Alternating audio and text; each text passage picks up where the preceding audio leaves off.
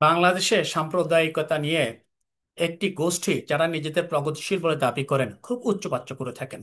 তারা বিভিন্ন সময়ে বিভিন্ন দল, বিভিন্ন জনগোষ্ঠীকে সাম্প্রদায়িক ইত্যাদি আহ, আহ, নামে ট্যাগ করে থাকেন। আমরা আজকে দেখবার চেষ্টা করি যে আমাদের যে অসাম্প্রদায়িক বলে যারা দাবি করেন, যারা প্রগতিশীল বলে দাবি করেন, তাদের সম্প্রদায়ের বা সাম্প্রদায়িকতার ক্ষেত্রে তাদের দৃষ্টিভঙ্গিটা কেমন। প্রথমেই বলি, সাম্প্রদায়িকতা কি। সাম্প্রদায়িকতা হচ্ছে কোনো সম্প্রদায়, সেই সম্প্রদায় বা ব্যক্তি গোষ্ঠীর জনগোষ্ঠী যদি কোনো ধরনের সাম্প্রদায়িক অন্য সম্প্রদায়ের প্রতি বিদ্বেষমূলক ধারণা পোষণ করে থাকেন, অথবা অন্য সম্প্রদায়ের প্রতি তাদের জনগোষ্ঠীর প্রতি বিদ্বেষ প্রচার করে থাকেন, হিংসা প্রচার করে থাকেন, অথবা তাদের প্রতি ভায়োলেন্ট হন, তাদের প্রতি লেখা বা লেখনির মধ্য দিয়ে বিদ্বেষ হিংসা ছড়ান, তাহলে সেই মনোভঙ্গি দৃষ্টিভঙ্গিকে আমরা সাম্প্রদায়িকতা বলবো। সেই জনগোষ্ঠী যারা এই ধরনের ধারণা পোষণ করে তারা অবশ্যই সাম্প্রদায়িক। কিন্তু এর অর্থ এই নয় যে আপনি, প্রতিটি মানুষ একটি সম্প্রদায়ে জন্মগ্রহণ করেন।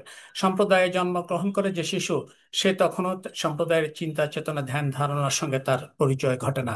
তার পিতা মাতা তাকে পরিচয় ঘটাতে সাহায্য করেন, তার বন্ধু বান্ধব অথবা ভাই বোন তাকে সম্প্রদায়ের ধ্যান ধারণা নীতি নৈতিকতার সঙ্গে পরিচয় করিয়ে দেন।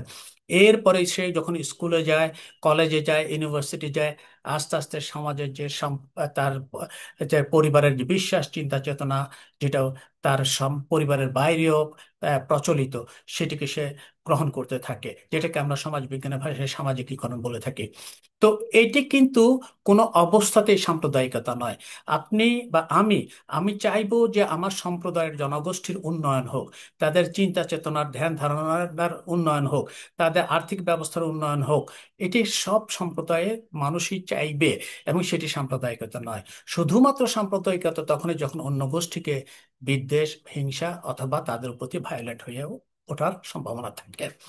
এখন প্রশ্ন হচ্ছে, বাংলাদেশে প্রগতিশীলতার নামে কিছু কিছু জনগোষ্ঠী আছে, তারা নিজেদেরকে অসাম্প্রদায়িক বলে থাকেন। আমি একটি প্রথমেই শুরু করি। যেমন কোন কোন রাজনৈতিক দল যদি মনে করেন যে একটা বিশেষ সম্প্রদায় যারা সংখ্যালঘু, তারা আমাদের ভোট ব্যাংক, তারা সময়ে সময়ে যে ভোট বা নির্বাচন অনুষ্ঠিত হয় সেখানে আমাদেরকেই ভোট দেবে। এই দৃষ্টিভঙ্গি একেবারে সাম্প্রদায়িক একটি দৃষ্টিভঙ্গি। ওই সম্প্রদায়কে রাজনৈতিক কারণে আপনি ব্যবহার করছেন, আপনার দল ব্যবহার করছে, এবং ওই সম্প্রদায়কে শুধুমাত্র বিচ্ছিন্ন করে রাখা হয় জনগোষ্ঠীর মেইন যে স্ট্রিম, সেই স্ট্রিম থেকে। এটি একেবারে সাম্প্রদায়িক একটি দৃষ্টিভঙ্গি। এবং ওই গোষ্ঠীটি যারা সংখ্যালঘু, তারাও মনে করতে শুরু করে এই দলকে যদি আমরা ক্ষমতায় আনতে পারি, তাহলে আমাদের সামাজিক রাজনৈতিক ইত্যাদি সুযোগ সুবিধাগুলো আমরা নিরঙ্কুশ করতে পারবো। এই ধারণাটা পুরোপুরি সাম্প্রদায়িক। এই ধারণার বশে কারণে এই সমাজে কিন্তু সাম্প্রদায়িকতা বিষ বাষ্প ছড়িয়ে পড়ে। এবং আমরা ভারতের ক্ষেত্রে লক্ষ্য করেছি, ভারতে কংগ্রেস সংখ্যালঘু মুসলিম সম্প্রদায়কে ভোট ব্যাংক হিসেবে ব্যবহার করতে চাইতো, কিন্তু কংগ্রেসের আমলে কখনোই সাম্প্রদায়িক দাঙ্গা কখনোই একেবারে বিলোপ হয়নি।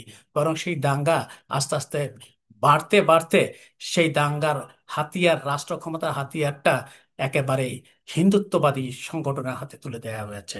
এটি, ওই যে বললাম, তারও একটি কারণ, অনেক কারণের ভিতরে একটি কারণ হচ্ছে মুসলমানদেরকে একটি অধস্থন অবস্থায় রেখে দেওয়া, তাদেরকে ভোট ব্যাংকের হিসেবে ব্যবহার করা। বাংলাদেশে আরেকটি সম্প্রদায় আছে, সম্প্রদায় বলবো না, গোষ্ঠী আছে, তরুণ, বিশেষ করে এরা তরুণ। এরা নিজেদেরকে নাস্তিক বলে দাবি করে, প্রগতিশীল বলে দাবি করে। এরা কিন্তু পার সাম্প্রদায়িক। কেন সাম্প্রদায়িক সে কথাটি বলছি। এই জন্য সাম্প্রদায়িক, আমি আগেই বলেছি, আপনি আপনার সম্প্রদায়ের বিশ্বাস চিন্তা চেতনা লালন পালন করেন, উন্নয়ন ঘটানোর চেষ্টা করেন, তাতে কোনো সমস্যা নেই। যারা নাস্তিক, নাস্তিক্যবাদী হচ্ছে একটি দর্শন, নাস্তিক্যবাদী একটি দর্শন। গ্রিক সমাজে আমরা এই দর্শনের চর্চা দেখেছি। আমরা দেখেছি যে বার্ট্রান্ড রাসেল, তিনি স্কেপটিক, সংশয়বাদী ছিলেন। তিনি সৃষ্টিকর্তার অস্তিত্ব নিয়ে সংশয় প্রকাশ করতেন। আমরা দেখেছি জাঁ পল সার্ত্রে, আমরা দেখেছি স্টিফেন হকিন্স, তারা নাস্তিক ছিলেন। আমরা দেখেছি কার্ল মার্কস, তিনি নাস্তিক ছিলেন, ধর্মের সমালোচনা করেছেন।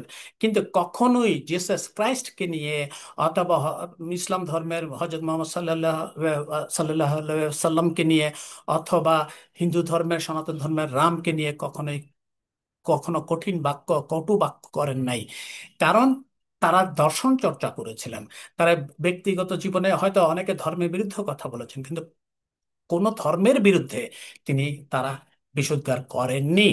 এইটি হচ্ছে, আমি বলবো, এই ধরনের নাস্তিক্যবাদী দর্শনের চর্চাও কিন্তু অসাম্প্রদায়িক হতে পারে। কোন সম্প্রদায়কে তারা আক্রমণ করেনি, বিদ্বেষ মনোভাবাপন্ন হননি। কিন্তু আমাদের তরুণ সম্প্রদায় দেখা গেছে তারা অন্যান্য ধর্ম, বিশেষ করে খ্রিস্ট ধর্ম বা সনাতন ধর্মাবলম্বীদের বাদ দিয়ে ইসলাম ধর্মকে টার্গেট করে। তারা মুসলমানদেরকে টার্গেট করে, তারা হযরত মুহাম্মদ সাল্লাল্লাহু আলাইহি সাল্লামকে টার্গেট করে তার বিরুদ্ধে বিষোদ্গার করছেন। অর্থাৎ সাম্প্রদায়িকতা বলতে যা বোঝায়, তারা একটি বিশেষ সম্প্রদায়ের বিরুদ্ধে বিষোদ্গার করছেন। বিশেষ বিশেষ সম্প্রদায়ের বিরুদ্ধে তারা বিষোদ্গার, হিংসা দেশ ছড়াচ্ছেন, তাদের প্রতি ভায়োলেন্ট হয়ে উঠছেন, এবং যারা ভায়োলেন্ট হয়ে ওঠেন তাদের সমর্থনও করছেন। সুতরাং তারা হচ্ছে আসলেই পাঁড় সাম্প্রদায়িক, একেবারে ডিসগাইজ কত কমিউনালিস্ট সাম্প্রদায়িক। তারা আসলে, এই যে তরুণ সম্প্রদায়, এদের অন্য উদ্দেশ্য থাকতে পারে। একটি উদ্দেশ্য হচ্ছে কি, অ্যাসাইলাম নেওয়া। দেশে থেকে তো বিদেশে যে যাওয়ার কোনো সুযোগ নাই, তাদের ভিসা পাওয়ার সম্ভাবনা অত্যন্ত ক্ষীণ। ফলে এই ধরনের ঘটনা ঘটিয়ে তারা বিদেশে অ্যাসাইলাম নিতে পারেন, সেরকম অ্যাসাইলাম নিয়েছিল। এবং অ্যাসাইলাম নিয়ে বিদেশ থেকে আমাদের ধর্মের বিরুদ্ধে, বিশেষ করে ইসলাম ধর্মের বিরুদ্ধে তারা বিশুদ্ধারও করে যাচ্ছেন, এমনও আছে। এদের মধ্যে কিছু কিছু আছেন নারীবাদী হিসেবে দাবিও করেন, কিন্তু তারা ব্যক্তিগত জীবনে 4-5 বিয়েও করেছেন, পুরুষের জীবনটাকে হাহাকারচ্ছন্ন করেছেন, এমন আহ, আহ, আহ, লক্ষণও আমরা দেখেছি। যাই হোক, এরা এই একটা পলিটিক্যাল অ্যাসাইলাম, সুযোগ সুবিধা সংগ্রহের জন্য এইটি করে থাকতে পারেন। আরেকটি হচ্ছে যে এদের পরিচিতি, এরা এত, এদের জ্ঞানের লেভেল এত নিচু যে এরা কোনোভাবেই সামাজিকভাবে পরিচিতি অর্জন করতে পারেন না। সুতরাং সামাজিকভাবে পরিচিতি অর্জনের জন্য তাদেরকে এমন ব্যবস্থা বেছে নিতে হয় যেখানে খুব সহজেই মানুষ তাদেরকে চিনে ফেলবেন। এবং এইটি হচ্ছে একমাত্র উপায়। ধর্মের বিরুদ্ধে কথা বলেন, মুসলিমরা যেহেতু এখানে সংখ্যাগুরু, তাদের বিরুদ্ধে কথা বলেন, তাহলে আপনি পরিচিতি পেয়ে যাবেন। এবং এই পরিচিতির সুবাদে আপনাদের জন্য ভবিষ্যতে একটা বিদেশে একটা ভালো অ্যাসাইলাম পাওয়ার সুযোগ সুযোগ এবং সম্ভাবনাও তৈরি করে হয়। এবং শুধু তাই নয়, আমাদের পার্শ্ববর্তী ভারতে তাদের আশ্রয়, প্রশ্রয় দেয়া হচ্ছে। কারণ কারণ হচ্ছে তারা শুধুমাত্র ইসলাম ধর্মের বিরুদ্ধে কথা বলেন। আমরা দেখেছি যে কেউ কেউ উপন্যাস লিখেও তাদের হাতে অস্ত্র তুলে দেন হিন্দুত্ববাদীদের হাতে, যাতে এখানে মুসলমানদের বিরুদ্ধে, তারা ভারতবর্ষে এবং বাংলাদেশেও মুসলমানদের বিরুদ্ধে এটিকে অস্ত্র হিসেবে ব্যবহার করতে পারেন। আসলে এরা কোনো অবস্থাতেই অসাম্প্রদায়িক নয়, এরা সাম্প্রদায়িক, একেবারেই সাম্প্রদায়িক। যারা সাধারণ ধর্ম পালন করে সাম্প্রদায়িকতার জন্য যাদেরকে ট্যাগ করা হয়, তারা সাম্প্রদায়িক কিনা সে বিবেচনা পড়ে। কিন্তু এরা একেবারে সাম্প্রদায়িক, এরা বিশেষ সম্প্রদায়কে ধ্বংস করতে চায়।